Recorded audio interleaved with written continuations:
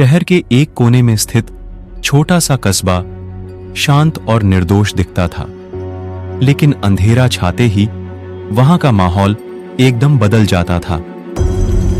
यह कस्बा कुछ महीनों से एक खतरनाक सीरियल किलर के आतंक से ग्रसित था। इस किलर को लोग रात का शिकारी कहते थे। रात का शिकारी अपने शिकारों को बड़ी ही बेरहमी से मारता था। उसके हमलों में एक अजीब सी निर्ममता और क्रूरता होती थी जो लोगों को हिला देती थी। स्थानीय पुलिस ने कई बार उसे पकड़ने की कोशिश की, लेकिन शिकारी हमेशा उनकी पकड़ से बाहर रहा। एक रात कस्बे के जाने माने पत्रकार रवि को एक गुमनाम पत्र मिला। उस पत्र में लिखा था, अगर तुम सच जानना चाहते हो तो आधी रात को पुराने रेलवे स्टेशन पर आओ।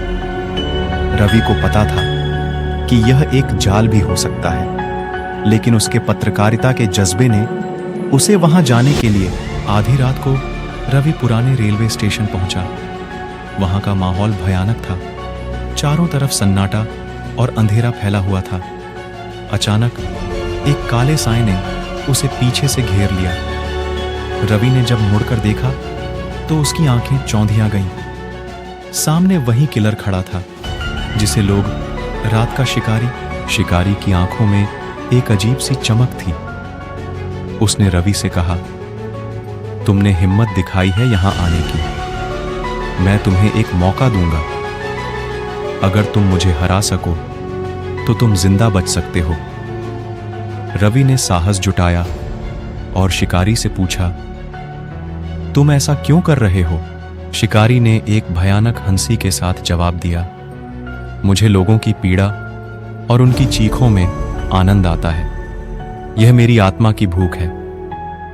रवि ने समझ लिया कि यह एक मानसिक रोगी है जिसे मारकर भी रोका नहीं जा सकता। रवि ने चालाकी से शिकारी को उलझाने की कोशिश की। वह जानता था कि उसे समय चाहिए ताकि वह वहां से भाग सके। अचानक रवि ने एक पत्थर उठाकर शिकारी की ओर फेंका और तेजी से भागने लगा। शिकारी ने उसका पीछा किया, लेकिन रवि ने एक पुरानी गाड़ी के नीचे छिपकर अपनी जान। पुलिस ने रवि की सूचना पर तुरंत उस इलाके को घेर लिया और शिकारी को गिरफ्तार कर लिया। जब पुलिस ने उसकी पहचान की,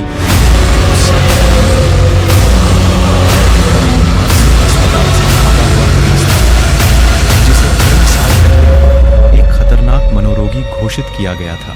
कस्बे ने राहत की सांस ली। रात का शिकारी अब जेल में था, लेकिन उसकी खौफनाक कहानियां अभी भी लोगों के दिलों में जिंदा थीं।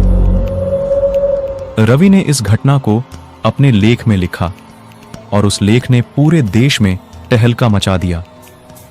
इस प्रकार रात का शिकारी की कहानी ने एक खतरनाक साइकोपैथ थ्रिलर के रूप में लोगों को रोमांचित कर दिया।